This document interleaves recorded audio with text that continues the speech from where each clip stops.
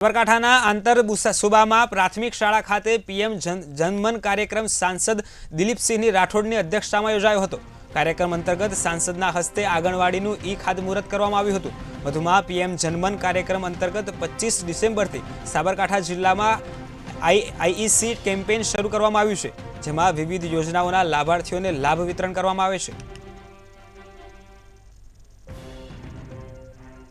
जनजाति आदिवासी महाअभियान જ્યારે ચાલી રહ્યું છે ત્યારે એના ભાગરૂપે આદરણીય આપણા દેશના યશસ્વી વડાપ્રધાન નરેન્દ્રભાઈએ આ જે અભિયાન ચાલુ કર્યું છે અને સામાન્ય માણસ અને છેવાડાના માનવીની કદર કરી છે।